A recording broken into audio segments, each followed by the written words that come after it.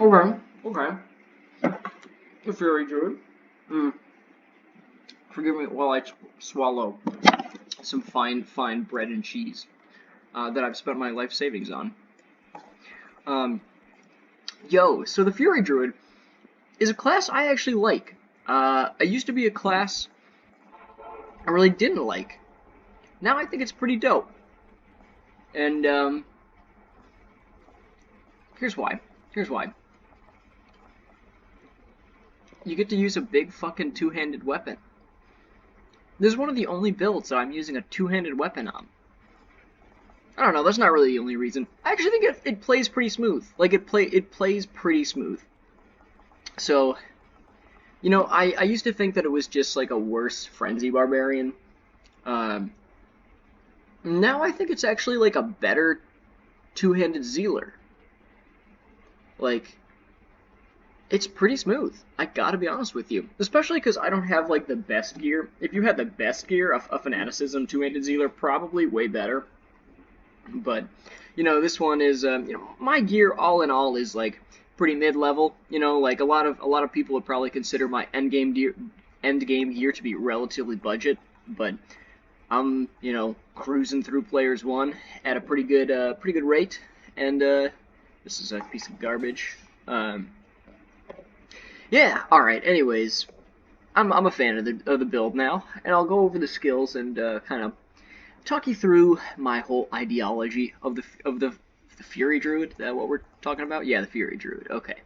Anyways, shapeshifting skills. Your primary target there. Max Lycanthropy, max Fire Claws, max Fury. Fury, your main attack. Fire Claws is how you deal with physical immunes. So I don't have a Reaper's Toll. I've only found 2 of those in my whole Diablo 2 career of about, I've been playing Diablo 2 Classic for fucking my whole life. But I've only started playing Lord of Destruction in the last 2 years during the pandemic of, COVID-19 and bullshit like that. And, I know, I live under a rock. Why didn't I switch? When I was like 15 and Lord of Destruction was still around and people still played it online and whatnot. But I didn't. Anyways, I don't have a Reaper's Toll. I'm not that wealthy. I don't have a lot of really good items yet. So you need a different way to deal with physical immunes, and I found that to be Fire Claws. Now, if something is both immune to physical and fire, you're kind of fucked, but you win some, you lose some. Anyways, I thought that you didn't really need a lot of points into Werewolf because your gear can give you enough attack rating. Let me swap into my wolfy form real quick. So I have a 10k attack rating with my gear. If I didn't, and I wanted to use a different ring and amulet setup than Angelics, then I would probably put more points into Werewolf. But because I'm happy with my current setup, I don't need more points into Werewolf, and I can't really afford them because I need to have at least 20 points into Fireclaw synergies to have it have like pretty good damage. So that's what I maxed out, and then after I maxed out Fireclaws, I maxed out Firestorm. Recently I've been putting points into Molten Boulder because I don't need any more points into the summoning tree, actually. So I'm only putting points into this after I put points into this. So 1 point into Raven, Oak Sage, Spirit Wolf, and 1 point into Grizzly, and I started putting a lot of points into Dire Wolf until my bear got 2600 life. Because I just thought I wanted my bear to have more base life. I know a lot of people would say, don't do that, put your points into Oak Sage, it increases the life of you and your mercenary. I just feel like the Oak Sage dies, man. The Oak Sage is just kind of a piece of shit, in all honesty. So, fuck that little spirit thing. It's fragile and annoying, and I have to cast it, like, every 30 seconds or more, so I'm just not a huge fan. I'd rather just have a tankier bear, so that's why I put points into that. And it's kind of an arbitrary number. I figured, 2600 is not that much less than what I have.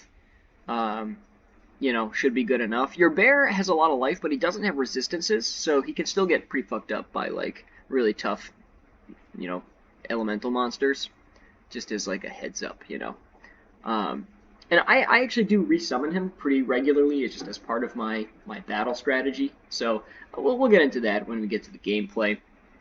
But once I got, you know, an adequate amount of life, I started putting points into more elemental synergies to get Fire Claw's damage. Anyways, that's my ideology for the skills. Onto the gear. So the gear changed a lot for me over the course of beating the game with this character, and this character actually took me a long time to build. It was wild, dude. It was actually one of the very first characters I started building, because when I was like magic finding on my very first sorceress in Lord of Destruction, I found these 3 shapeshifting skillers, and I was like, oh, dope, dude, let's make a shapeshifter. And I tried to make a Fire Claws bear, and I've personalized this flesh render club with him, and I didn't realize that was a horrible idea, since this is just actually a horrible shape-shifting weapon, but I also realized that a Fire Claws bear, like, sucks ass. So I deleted that character, but I still have this holdover from him that I'm using as, like, my pre-buff, along with a Sigyn's Shield, to just get a slightly higher level lycanthropy and werewolf. So I get a little more life and a little more attack rating. It's not the biggest deal, though. Anyways, that fire bear crashed and burned real hard. So I still had these shape-shifting skills, and I made the Fury Druid, and I thought it was pretty cool.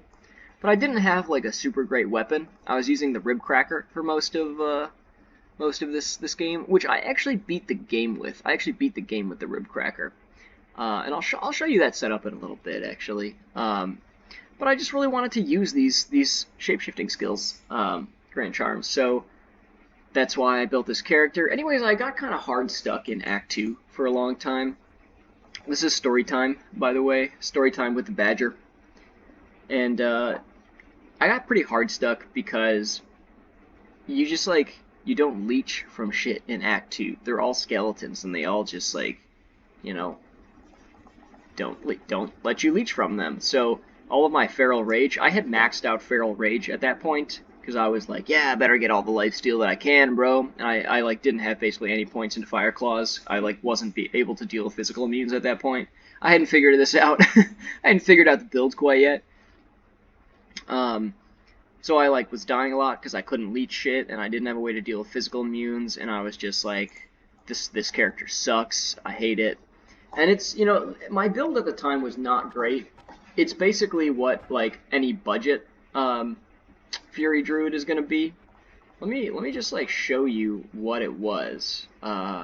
Shit, what was it? My God. It was, yeah. Oh wait, not that one. Which one was it? Ah, this is what it was. So it was something like this.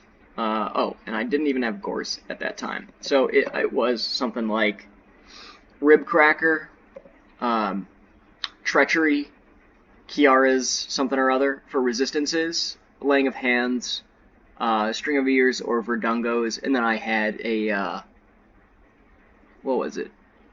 Yeah, an IK boots, a set of IK boots. And I had those, and then I just have some faster hit recovery and life charms. I do play with the Anilus charm, by the way. I try to make this game as pretty vanilla single playery as I can, but I do play on Pluggy, so every once in a while the Uber Diablo will spawn just in the world, and I just like I never played with that, you know. Playing Classic, I just thought that was badass, and I killed him with this character, and I did keep the charm, so I think it's just kind of sick.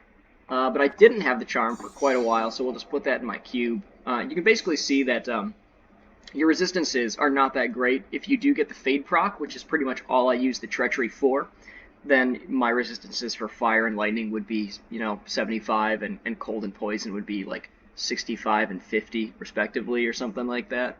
So not the worst resistances, but not great. But in any case, yeah, I was using the Rib Cracker. You know, I didn't have as many plus to skills as I do. I didn't have, you know, didn't have a lot in this build. Mainly, okay, so here's the thing. This build is like super fun, and I'm really enjoying playing it, mostly because the Tomb Reaver is a super fucking good weapon. So the Rib Cracker is pretty good. It does a lot of damage, but it attacks really quite slowly, all things considered. Let me just go hit something, and you can kind of see that. Let's go to the cold plane. Oh my god. Come on.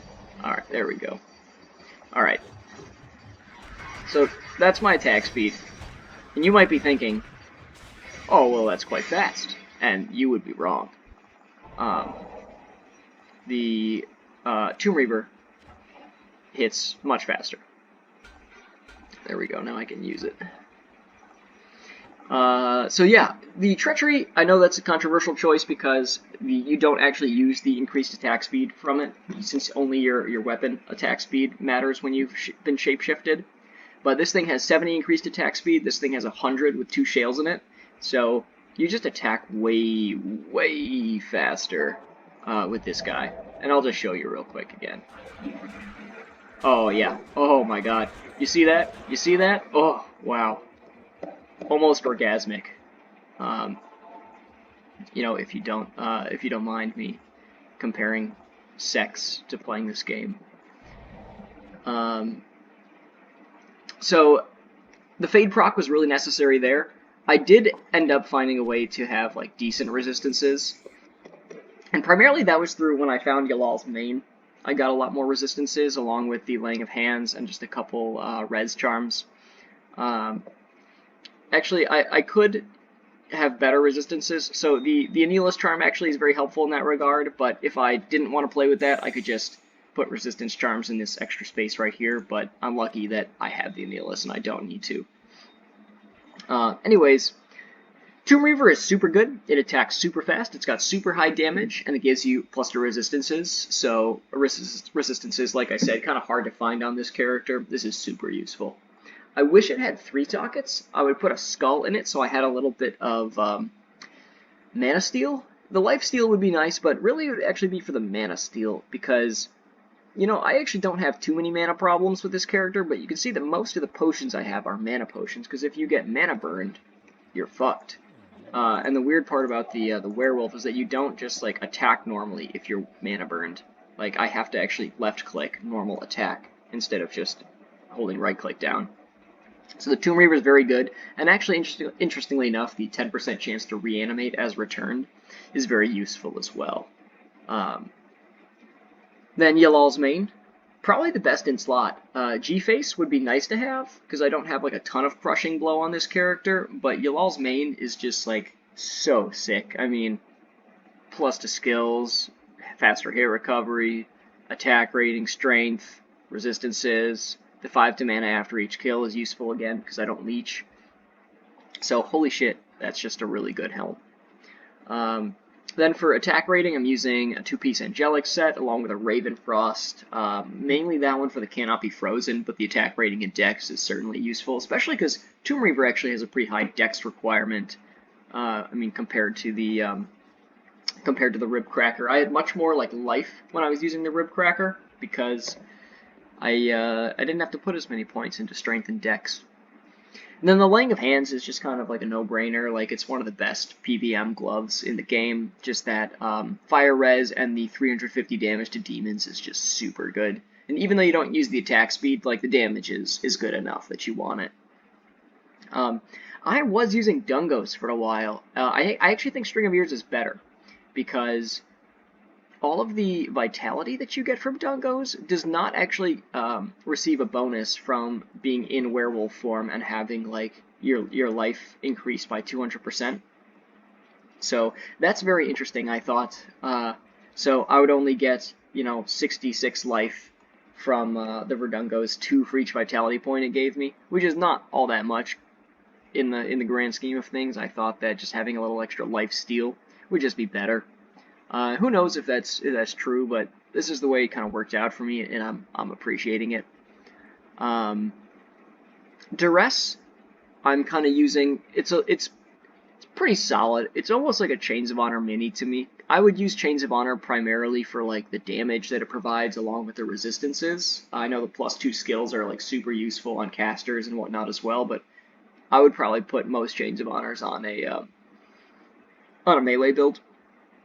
So this one gives a little bit of damage. It gives cold damage. It gives crushing blow and open wounds. So that's just super nice. You know, it's just... Oh, and actually that 40 faster hit recovery is super useful. You do need to hit a... Pluggy is so nice. It gives me all these calculations. You do need to hit an 86% faster hit recovery. So that you have a like 2-frame flippin' faster hit recovery animation. I feel like I should just start playing soon because this video is like 15 minutes in already. Anyways, last little thing, we're using the Gore Riders for additional crushing blow and deadly strike. And then once again, I've just got plus to skills, some melee life charms, and then these 2 faster hit recovery charms are what I need to get to that 86 breakpoint since I've got 40 and then 30 from my gear. So yeah, let's get on with it. Let's do a little bail run here. So I've got my hotkeys. I've got Feral Rage, so we're gonna get that up and running. Come on, where are the enemies at? There they are. Yeah, so this guy just like trucks. He like is pretty good at fucking people up. Full juvie. And ooh, wow. Oh, so scary. Ooh, man. Oh, man, wow. I'm not used to this. Holy shit. I usually don't have to use this, but whoa, wow, that was wild. What the fuck just happened? That was a bad look. That was a pretty bad look. When I was just like talking and not paying attention to anything, whoa, that was nuts. Let me go get my Merc. Oh, I didn't really talk about my Merc that much, actually. That's a good opportunity to do so. So, actually, mistake number 1 that I made there is I saw that there was an aura enchanted monster, and whenever I see that, I should just summon my bear right on top of them so that they attack him, not me. So, little gameplay thing that I've kind of figured out is offer the bear as like a sacrificial pawn, and you will survive much better. Like really, the bear placement. Ooh, a Lum Rune is exceptionally useful. Yeah, and actually fighting all these like little monsters is not that bad because your Fury attacks so quickly. You can kind of just run through them. Also, do you hear how often I'm like growling? I think that's like the most fun part about playing the Fury Druid actually, is that you're constantly just going like. So, hopefully you enjoyed that melodic dissertation on vocal performance. Ooh, nice. A Spectre. So, I used to get kind of annoyed trying to switch to Fire Claws in the middle of packs and whatnot to specifically kill the Spectres. I don't get annoyed anymore because you have it on hotkey. It's really not that hard to just, like, click it. Ooh, more full juvies. Nice. I just collect juvies, even though usually, hopefully, I don't need to use them that much. Ooh, Ogre Axe. Nice, nice. Okay, here we go. Yeah, I have a pretty good map on this guy, actually. Level 2 is super short, level 3 not that bad either. Oh no, Stygian Dolls are so... Holy shit, did you see that shit, guys? Did you see that shit? How come I didn't die? Anyway, Stygian Dolls are fucking terrifying. I've lost so many hardcore barbarians to them. Oh, it's because I'm cursed too. I'm taking like, oh my god, so much extra damage. That is just insane. What the fuck? Oh no. Run! Run! I am using a Holy Freeze Merc. Yeah, the other nice part about having such fast attack speed is you don't attack that much slower. Just toss my bear out here. I don't know where, ooh, a giant thresher. Okay, I will pick that up. Trash. Maybe I'll keep it. Jesus Christ, those Stygian Dolls, man. They just terrify me. I will never not be scared of them. They really do scare me. Yeah. What was I talking about? It's just the fear has just overwhelmed me. Oh my god, stop it. I'm using a Holy Freeze Merc for the extra protection. I do think that is... Okay, this is part 2. I accidentally clicked a button and my recording stopped. We're gonna pick up right where we left off. I think at my gear level at this time, I probably don't need the added protection of the Holy Freeze Merc, and I could just do more damage with a Strength Aura Merc or a Might Aura Merc. But I'm pretty happy with the way most things have been going, so I'm just gonna stick with the Holy Freeze Merc. As far as my Merc's gear, he's kind of a tank, and that's kind of the way I need him to be. So my regret is that I don't really have a lot of Crushing Blow on him. We've just got a Treachery for attack speed and the Fade proc, which gives DR and resistances, of course. And then I've got a Rock Stopper on him for more resistances and DR, and then a Bone Hew, which is pretty sweet. You get it with some sick lifesteal. It's just a high damage weapon. If I had an upped Hon Sudan, I might use that, but I don't know that I really feel the need. There's probably other characters that have less Crushing Blow. Ooh, I wasn't thinking, but you do want to resummon your bear pretty often to tank those Hydras. Yeah, just the waves in general. The only wave that really presents like a huge difficulty is probably wave 5, and the only wave that has a chance of killing your Merc is wave 3 with the Hydras, unless he gets like poisoned insanely from the Act 2 dudes. I will say one of the annoying parts. Oh, he's fucking mana burn. That's annoying. So the bear, whenever the bear gets to be like half-life, I just resummon it so that it acts as like a new target, a focus. Yeah, you can see we're kind of trucking through these guys nonetheless. We'll give the bear over there just so that my Merc doesn't get quite as fucked up. Yeah, your Merc is pretty instrumental, so you want to use your bear to keep him alive, really. But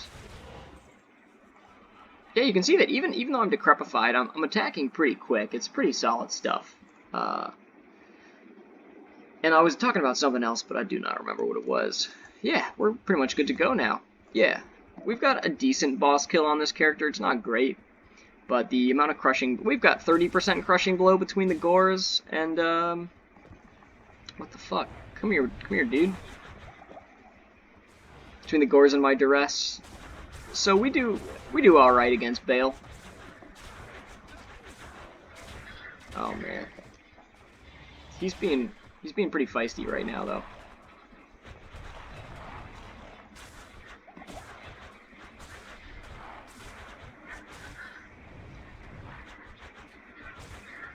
And we do have 10k attack rating on our Fury, which is pretty much what we were shooting for.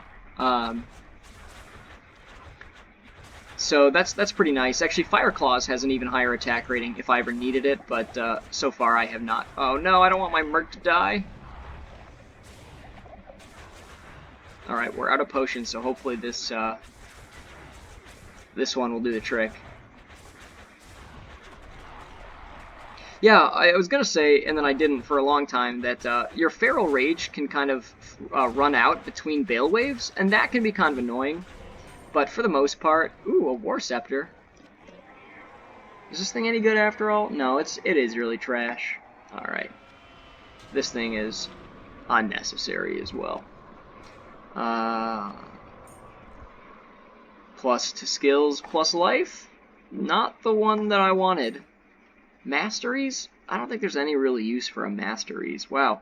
Normally I try not to use too many potions. This time around, I used a lot of potions. But I was pretty distracted making this video. Anyways, I feel like there's two things I didn't really get to drive home, and that's how this character deals with physical immunes. I'm just gonna go find some specters. Oh, fuck, I hate that way with like the multiple levels. I'd so much rather go any other way. Yeah, if I can find some specters just to... Wow, it's taking me a long time too. Just so I can mess them up with Fire Claws. And we also didn't have to fight souls this time around. And, ooh, wow, I'm getting lucky with the Lum runes. Holy crap. Lum is, like, not that expensive of a rune, but it's, like, expensive enough, in my opinion. So yeah, you can see it's 2 hits to kill Spectre with Fire Claws. That's pretty solid. And yeah, like I said, I really don't mind. Whoopsies. I really don't mind having to try and single them out. I think it's totally doable with a little bit of practice. It's locked. Damn it. Anyways, that's the Spectres. And you deal with Souls very similarly with Fire Claws, usually. Kills them in 2 to 3 hits. Whereas Fury, it can take up to 4 to 5 Furies to kill a single Soul, because they have such high physical resistance. Yeah, and I think I talked about how I just don't really use the Oak Sage a lot of the time. I'm pretty, just resigned to having 28k life instead of the 32. Sometimes I'll even use Fire Claws on those guys, since they have a pretty decent amount of physical resistance as well. But Feral Rage is pretty fun. Like, I think that's one of the things that makes this build fun, is that you run around pretty quickly, and it's kind of like a mini game of its own that you try and time it right so that it never runs out. But sometimes it's kind of inevitable that it will run out, because you're just in the middle of a tough pack and you just need to keep frenzying, which is why I thought it was useful to have just a little bit of extra lifesteal from my my string of ears there. But maybe it's going to take too long for me to get to the Chaos Sanctuary, but yeah, you really just want to toss your bear out there. And the Chaos Sanctuary is a pretty good place to just demonstrate that, because you're decrepified and cursed for so much of it because of the Oblivion Knights and whatnot, that you really need to be careful. Like I spent like most of I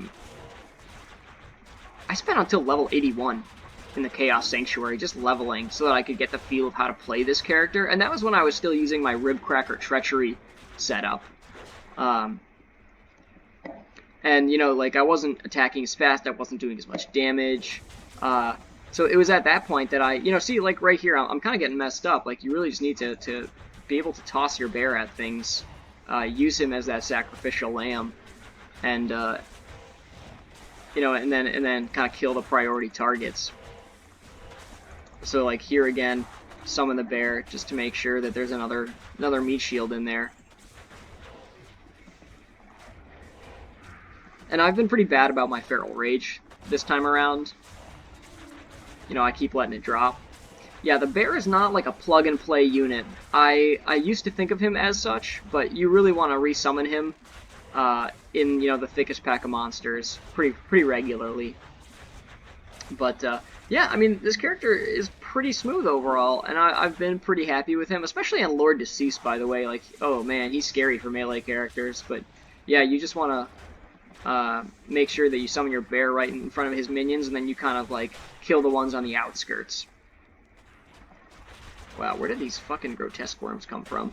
Where did you come from? Wow, that's wild. How did you get in the Chaos Sanctuary? Also, I will say that these returned that kind of walk around are actually pretty useful to have sometimes. Like, if Lister is really hard and there's 1 or 2 of them around, sometimes like a couple of those minions will go attack these guys, and that's pretty nice. But yeah, hey, that's the build. That's how I've done it. You can do it a lot of different ways. I just think that the Tomb Reaver is a sick weapon, because it attacks so fast. I honestly don't know if there are that many other weapons that attack quite as quickly that are two-handed weapons. And the reason you use a two-handed weapon with a Fury Druid is because your FHR frames are so good, and because Fury is an interruptible attack, that in Werewolf form, this is a 3-frame recovery. Whereas if you were using a shield and you had a block chance, your block recovery would be like 11 frames or something. Something's like just horrible. So you use a two-handed weapon for the damage, and because you can get your life so high. But yeah, that's the build, and I'll catch you later.